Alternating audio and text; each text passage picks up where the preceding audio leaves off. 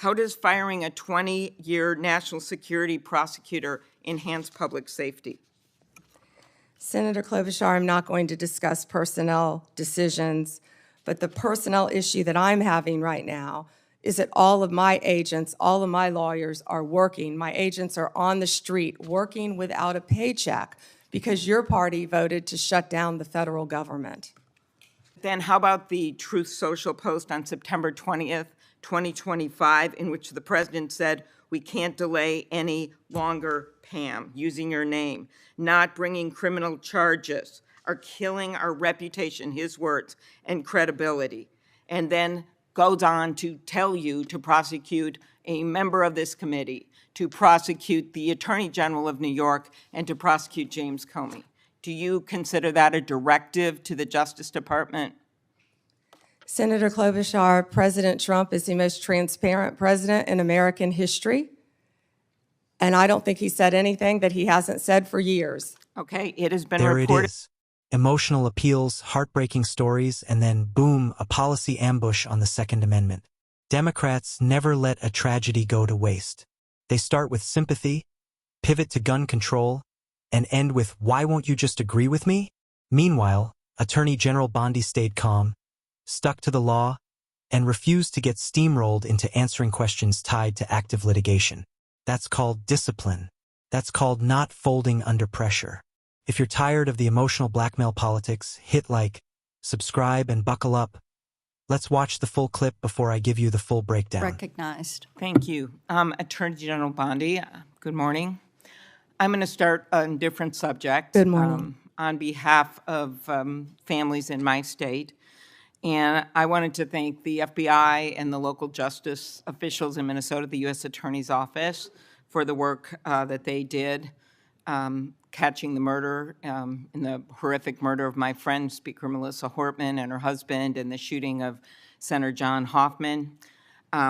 Just last month, my state was again shaken to its core when a mass shooter attacked Annunciation Catholic Church in Minnesota, shooting through the stained glass windows, injuring 21 people, including 18 kids, killing little Fletcher, little Harper, an 8 and a 10-year-old, murdering them when they're in mass praying, 12-year-olds protecting 8-year-olds. I know we've spoken about these tragedies, and we both agree that this kind of violence, whether in Minnesota or at a Mormon church in Michigan or the assassination of Charlie Kirk, has no place in our politics or in our democracy. In 2018, after the Parkland shooting, you were Attorney General, and there was a bill called the Marjorie Stoneman Douglas High School Public Safety Act.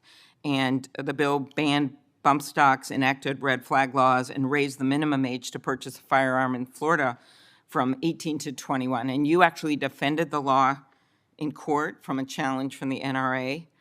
And we know that I'm in favor of an assault weapon ban, period. I look at these bills and I think, does this hurt my Uncle Dick in the deer stand? We have a proud tradition of hunting in Minnesota. I don't think they do.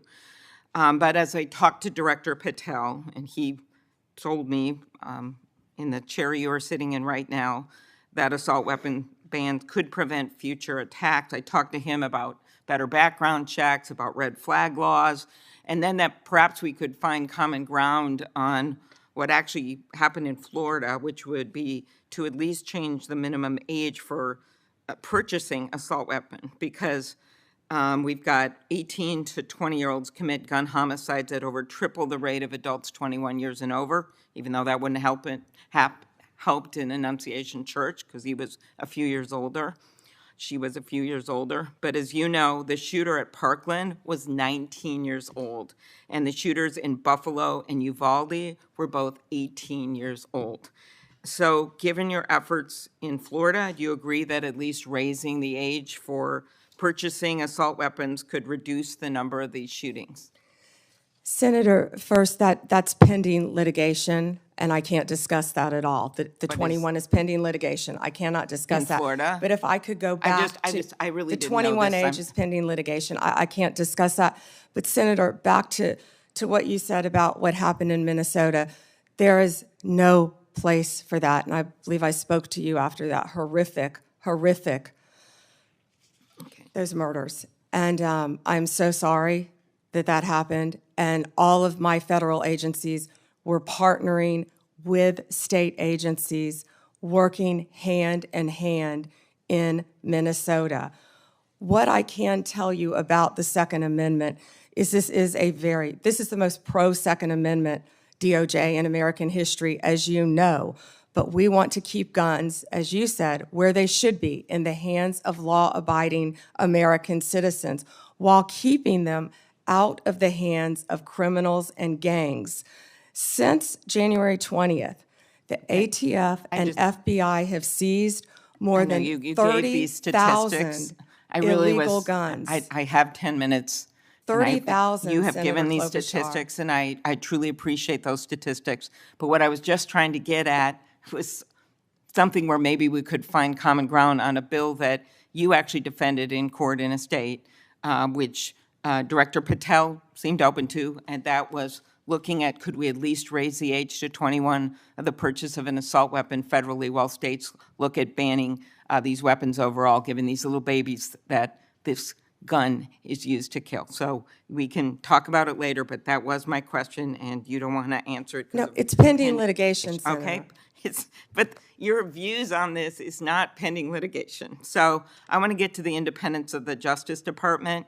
At your nomination hearing, I specifically asked you to provide assurance to every member of this committee that the Justice Department will only follow the facts and the law, and the White House will play no role in the cases investigated or brought. You stated in response, this was you, politics will not play a part in my decisions. And you also said the Justice Department must be independent and must act independently. Do you believe that you have upheld that commitment? I absolutely have upheld that commitment, Senator. I pledged that I would end the weaponization also of the Justice Department, and that America would once again have a one-tier system of justice for all. And that is what we are doing in this country. We saw this with the president directing an investigation prosecution of Chris Krebs, the former head of cybersecurity, Lisa Cook, who is a current governor of the Federal Reserve, Director Comey.